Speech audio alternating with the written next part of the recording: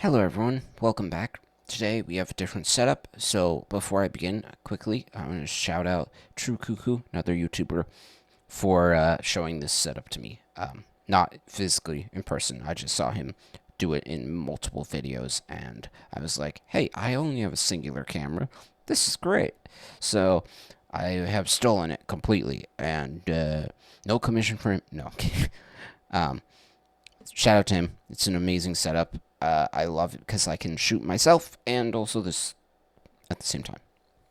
So, what's the point of this video? Well, it's a couple of things. The first thing is I want to talk about this product in terms of my music production journey and my life, but also I want to talk about buying stuff and considerations when doing so.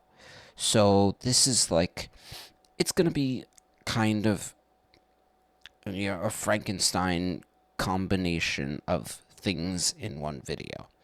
So we're going to interleave, the buying stuff, the review, and just the personal thoughts towards the Ableton Push 2 throughout this whole video. First things first, let's talk about objective versus subjective quality. So, with objective quality, there is an objective increase in the quality. And when I say objective, I mean something, let's say you have item 1 and then item 2. Maybe item 1 is better than item 2. That would be an objective increase. And in terms of music, there's some items like headphones, which is one of the big ones, and microphones, which objectively increase in quality as you go up. Now, with devices like this, the Push 2, there is more a subjectiveness to it. Because what one producer needs versus what another producer needs is going to be vastly different. I could be like, this is the greatest product I've ever had, you should buy it right now, and I could say all these nice things, and then you could be like, but I want a piano. And yet, I'm kind of convinced to buy this product, even though I kind of want a piano. No, you should buy the piano. If you feel like what MIDI instrument you want is not the one I'm talking about, then you should do your research on that MIDI instrument. This video is a review of this product, and it's to talk about it, but also to say that if I say high things about this product, I'm still not going to be like, you need to buy it right away. And if I say bad things, I'm not going to say don't buy it. I'm going to say, with warning, this is expensive. It takes a lot of time and effort. You got to learn to use this product. You have to use Ableton with this product. Well, that may not actually be true. I don't know if it integrates with other DAWs. Sorry, I'm going to jump in here. I looked it up, and it seems like the Push integrates mainly with Ableton, so all of the buttons, all of the fun turning the knobs, looking at the screen stuff, that is Ableton specific, but if you have it, you can still use the pads for normal MIDI CC.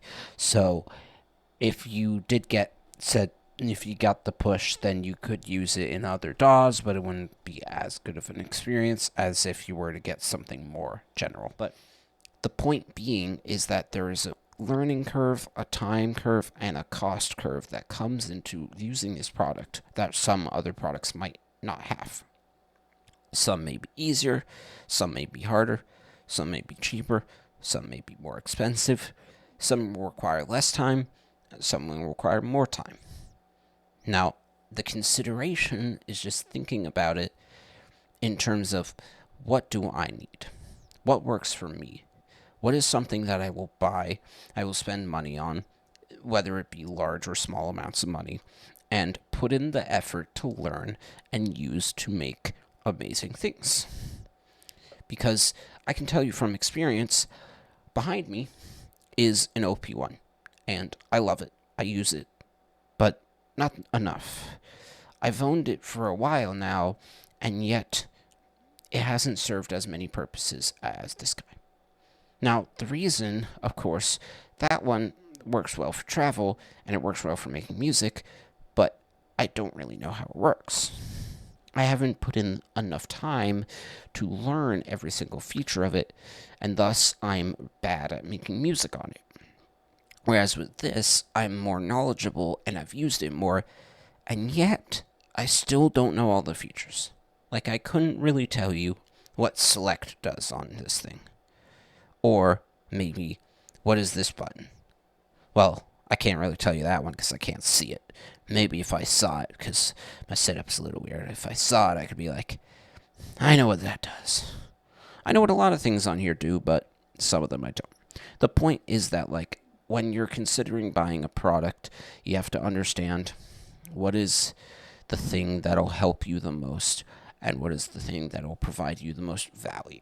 Whether it be personal value, enjoyment, that's not a word, enjoyment, or just joy, gain, like improvement in, I don't know, like quality of life stuff. I'm thinking I will probably edit this video less, because I'm kind of just like winging a lot of these things, kind of raw. I do have a script, but I have like, the script is like some train tracks here, and I've like gone way, way off. In any case, let's talk about this guy.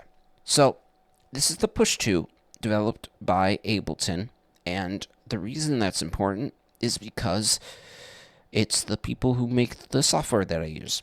Ableton, which is the DAW, and it's a bit confusing when I have to say that Ableton is made by Ableton, but that's the truth. So this is the Ableton Push, which is a push and button and not key style controller. And when I say that, I like to categorize MIDI controllers into keyboards and buttons. Kind of, I mean, I guess pads instead of buttons would make more sense. So this is a pad controller. And with a lot of keyboards nowadays, you'll see main keyboards, and then there will be some pads on the top. If it's a digital keyboard, because right now what we're talking about is MIDI in particular. So we're not talking about synthesizers or all that stuff. Those can have MIDI, but that's a whole different thing. So we're not gonna talk about that. So this guy integrates directly with Ableton, so every feature on here is something that Ableton can kind of do, but this makes it easier and more efficient. And I don't have the Push 3.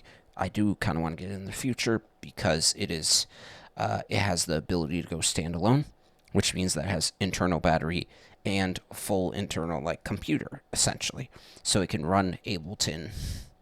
It can. I say can, but it runs a kind of pseudo Ableton, as in it's made by Ableton. I don't know the actual name for what this thing would be called, but it allows you to do all the stuff you normally do in Ableton on this device, not plugged into anything, which is awesome. So I've used this device for like 4 years now, since I got it one Christmas. I asked my parents, I was like, I really want this. And honestly, I probably should have done more research, because there's better stuff out there. Possibly. I mean, for me at least. But I think I'm happy with my decision now. Just like back then, I saw a couple of videos and I was like, that's what I want. But really, when considering products or anything, you should do the research. You should sink a chunk of time into it so that you can learn the product to an extent. I mean, I think about it like this. If you know how exactly to use a product way before you have the product, it's going to make your life so much easier. So put in the time and effort in the research part. Learn what you like about it and what you don't like about it. And even, like, the best thing you can do is if you can find one in person to play around with, that helps a lot. Because there's a certain level of physical touch on the product that'll help you understand. I say product so much. There's a certain level of like playing around with the MIDI device that will help you understand better what you like and don't like. So in terms of the push, there is four sections we're going to talk about here. First is the pad area, or what I like to call the silicone feeling spot. I'm kidding. That sounds weird. This is the pad area. Each button is a button, so it can control stuff. In particular, the usual stuff is just the notes.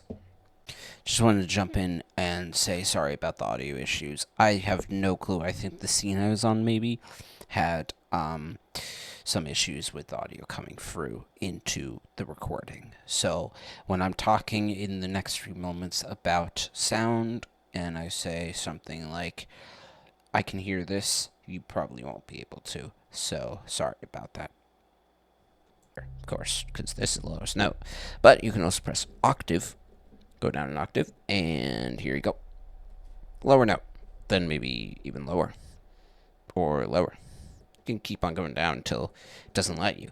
And then you're like at this point where, why are you even here? You don't need to, like I can't even hear this.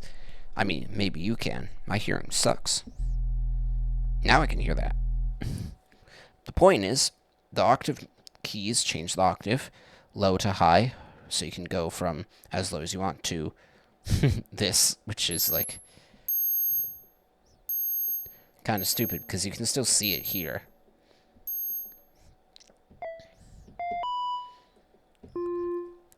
And if you see that there's multiple lit up, that's just because they're the same notes. Because kind of, it does a repeaty thing. I couldn't tell you why, but please tell me in the comments. It's probably some stupid thing that I already know, but I just forgot. So here's the buttons. You press them, they make noise happen. In terms of the piano roll on Ableton. And now if we go shift, we can shift it, the different octaves, using the touch dial or the whatever you would call that thing. It is touch. It reacts to Thingy movie. Okay. Then we can go to select, which is just the same thing, but just different modes. Never mind. I didn't even know this was a thing. Mod wheel and pitch bend. Alright. Well, if you want to do pitch bend, then you can do that. And if you want to do mod wheel, you could do that. I don't really know what mod wheel is, so can't help you there. Then there's some other stuff here which you can't see because camera bad, and this is a little messy. But also they're not lit up. These buttons here are for repeating. So if I want to do like a repeaty sound or whatever, I can do that. Rip your ears, and then I can do like slower.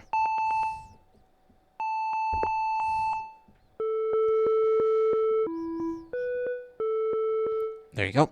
Then over here is a few different things. Scale, which brings up this menu up top here, which I don't have my OBS open, so I can't really see what you guys see. There you go. You can see all the text. Kidding. No, you can't.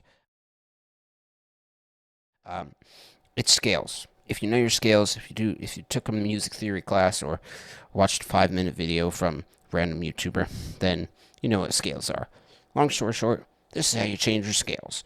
It's integrated, so you don't gotta open up Ableton to touch it, but personally, I never play with this button at all. Turn off repeat, then layout changes the mode to piano roll, or whatever you want to call it. I don't know the actual name, but it allows you to input notes, and then it'll come back around. Sounds amazing. I am gonna win an Oscar for that. Now we go over here, which is page, which is just like going farther in the roll. Cool. You get the idea. I've used this device for a while, as I mentioned. I've used it in basically every song that I've made and released. And I can tell you for a fact that I barely ever press play, record, or any of these buttons. I'm literally just using this to like play sounds, and I'm just like, hey, there's no latency that I can tell, and there's all these buttons that are cool that I don't really use, which I probably should, because honestly, it makes my life easier. And I know how the things work, I just don't use them. Like undo, that button is cool because it's an undo. I mean, I command Z typically because I'm at my keyboard a lot, like this, but you know, whatever. In any case, the next button here is note, which if you press it, something will happen. Except it's lit, so nothing's happening because it's too cool. It's too cool to have stuff happen. We can click on session mode now, and let me go here and open up Ableton. There we go. Here's Ableton. Now, what session view is this. Whoop, this is session view, this whole thing. If I press tab, arrangement view. Session, arrangement. Now, when we click on session view on the push, which if I go back here, it is the same exact thing. So if I were to input, and I'm going to just do like some random notes in here. Actually, instead of doing it in Ableton, let's do it in here. Let's put in some notes. Random stuff, why not? Now, there's nothing playing, but if I press play, then it'll happen, except it's at the very end. So let me go to the beginning and do some randomness. Now, let's go to layout. Oops, you weren't supposed to see that. It's too early. Session. That is literally what we made. So if there's a second one here, which there isn't because I haven't made one, then we could do stuff there. Now, layout just cycles between the sequencer mode and the note mode. This is note, this is sequencer, and this is half Z's if you want to and do this at the same time. But I don't know why you would, because why would you? I honestly never use the session mode or the sequencer because I don't really use it. I like a lot of times I am switching and dragging the grid and doing a bunch of stuff. But of course, if you already have the product and you want to know something cool, you can switch the size of whatever the sequencer is running off of, like this, and you know, now we got the slower notes, the big ones. Then I could add multiple. Then I could do like weirdly notes. Then I could do like even smaller notes. And I mean, it's cool, but I'm gonna say this, no joke, I learned about that today by fooling around. So even if you know a product, you don't really know it. Long story short. So over here is like changing stuff. So it can, let me open up Ableton because it's a bit confusing. It's kind of like if I go up from here, it goes up to this guy and it plays that guy. If I go down, it stops and plays this guy, but there's nothing there. And then to the side changes specifically to like this second MIDI or something. So let's go back to here. Okay. So, what this is doing is it's just cycling between sounds or clips, I guess you could say, and tracks. So if I go here, we're on the second track, but I can also go here. We're on the second track. Now, let's say that we want a new sound. Of course, let's open up Ableton and let's add in a new track with a new sound. Easy. Well, that's boring. That's no fun. We want to do it on the push. So, open up the push and add track.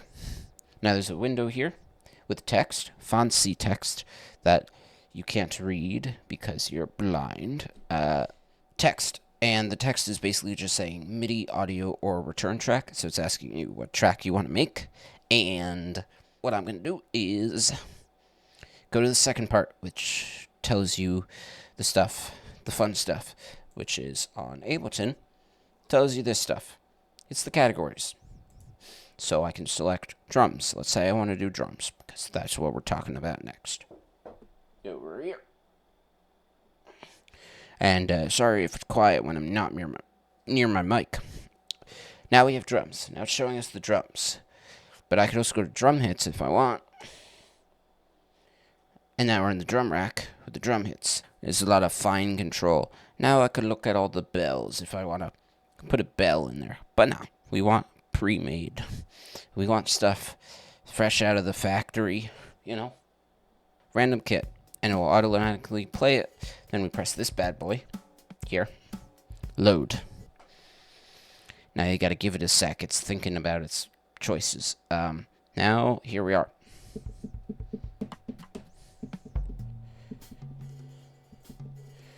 Cool. Drums. Now we can make a drum track. Easy. See, we're making composition, and I'm just showing you how fast we can do that. There we go. 2 fingers, because I'm cool.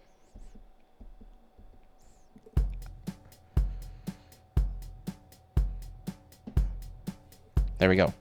Now we could do this, and nothing happens. But if we press it twice, then now we have it even longer. Now, of course, you can only see these two at a time, because you're only showing the ones that you have selected. So up here is the sequencing. Down here is the playground where you mess around a bunch and make something that no one will ever listen to. And then here is where you change the length if you're caring about that. Honestly, I typically just stick with 2, and then from there, I make the most boring shit I've ever made in my life. So while I'm doing this, just creating this little composition, which, oh my god, I looked over to the right, it is so bright. Sorry about that. I don't know, something with the camera. But what I was going to say is, yeah, I've used this on, like, every mix. And, yeah, I use this on all the songs that I've used, and I'm mainly sticking in this area. Of course, the screen is cool, and all these features are cool, but if Ableton does it itself, I more want something to control with my fingers. So that's why I use this middle part. It integrates nicely in the Ableton Push 3. As I stated, it can run standalone. So in the future, if I do get sponsored by Ableton, which that would be kind of dope, because I'm a fan of the DAW, then I would probably buy a 3. But yeah, so we are creating a drum pattern here, and that's pretty cool. And then we can go in here, and now this is a little different because it's like recording instead of the squares, because I'm a bigger fan of the squares. Like here, I just double click the squares. I could do it here, but there's a record button, and that's like if you want to, play something and then like edit it. That's crazy. I just input everything by mouse. Yeah, it works. Kidding. Here we go. Back here. What next? Well, up here is the screen, and you cannot see anything on there because many reasons. Long story short, it's a bunch of dials that contribute to Ableton. So, like, if I have, let me switch to note view here. Then I click on the drums, and let's add a reverb so I can show you. Or, you know what, let's do something even easier. Basic level stuff. Utility. Now, there's a lot of settings here. What we're just going to do is mute. No sound. I turn the dial. Sound. No sound. And sound again. Cool. We're having fun. Now we can go over here. And then we could also go over here. That sounded kind of good. No, kidding. Basically, all these dials contribute to... Why do I keep on saying contribute? I don't know. All of these dials are connected to Ableton because it's made by the same people, and thus you can control all the settings on the utility on the reverb, on the whatever with this. And I can cycle between different stuff. So like if I'm currently in dry mode, which I think is this one, or not. I don't know. That's the utility. Okay, yeah, so I see. That's the utility. This is the bus stuff. Wait a second. I'm a little confused. Okay, wait. Yeah, no, so the utility is the one that's selected up here. And then these are all the different buses settings. So let's go to this second one, this master bus. Then it's just the macros. Okay. See, what I like about this video is I'm learning stuff as I make it. So now that we're done with that, let's go over here. Add device, same exact thing as add track, but it's a device. So effects, and such. I think browse just lets you browse the browser. That's a fun thing to say. Browse the browser. Clip. If I want to do something with a clip, but I don't really know about that. Mix is if you care about your levels. Personally, I think everything should be in the red and our ears should bleed. That's a music tip for you. If you want good sounding music, make sure it hurts. No, I'm kidding. Up here, this side, we have this button, which if you said plays the music, you'd be wrong. It actually plays the music. So, good job. This one, yeah, you're right. Record. And now I'm recording. Now, above that, automate. This is actually really cool. Let's demo. Go to device. And then we have the utility here. We're going to go.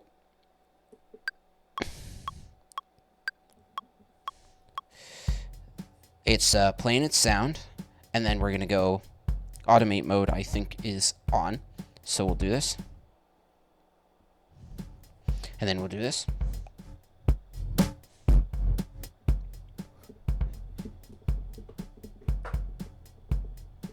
Okay, so now we did some stuff. And now if we go over here and we press this button, there it is. There's some automation on a lot of things. So the automation button just allows you to live some automation, which is cool, but something I don't really do because I prefer the finer control. And I know if you want to make more interesting and authentic music, then having stuff off-grid is good. Here, we can switch tracks. I've already explained that. If you don't remember, duplicate. I could duplicate tracks. So, in terms of Ableton, I'm just like making it go. Next is quantize, which is for the people who aren't in time, like myself, because if you can use quantize to get it in time. Personally, I'm not someone who uses quantize ever, because in general, I am less of a performance person and more of a use the mouse. I think I already explained that. Up top there is these three: mute, solo, stop clip, which if you don't know what those do, why are you here? Mute mutes things, so that means that you can't hear it. You become like me without my hearing aids in the morning. And then solo's the track, so it's the only thing you can hear, which is my tinnitus at 3 a.m. in the morning. And stop clip just stops the sound, which is no, I'm joking. Up there above that is undo, then delete, then tap tempo, and metronome if you want. Basically, tap tempo is just for tapping, so you can change the tempo. If I tap here,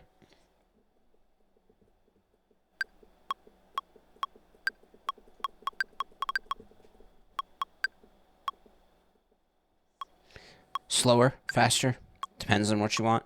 I never use that because, I mean, I'm never like, here's the inspiration that I have. It's at this speed. I'm going to do this thing at this speed. Because I could never. Inspiration? Not me. No. Okay. Do I like this product? Yes, I do. I like it. It has a bunch of stuff. It integrates nicely with Ableton. I have used it multiple years, so I know how it works, and I can use it in my workflow. Also, one big thing is that it is a square. Well, it's a rectangle, but it's pretty square. So I can just anywhere on my desk, and it fits very nicely.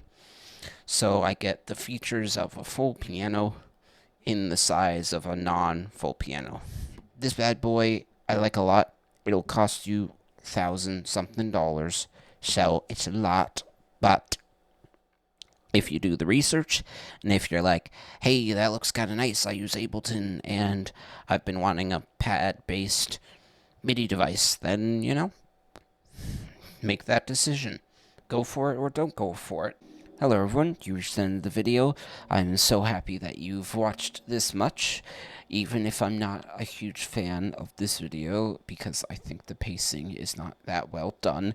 I am glad you guys enjoyed it, or didn't enjoy it, as long as you're here, and you're gonna stay for more of my content by subscribing and hitting the bell so you know when I upload. Again, if you want to, I'm not gonna force you into anything you don't want to do. If that's the case, then thank you so much, and thanks for the support. I will see you guys soon. I have some travel planned, so it may be not as soon as I would hope, but I will be live, hopefully in a few days, and the next video will take an indeterminate amount of time. Anyways, love you guys.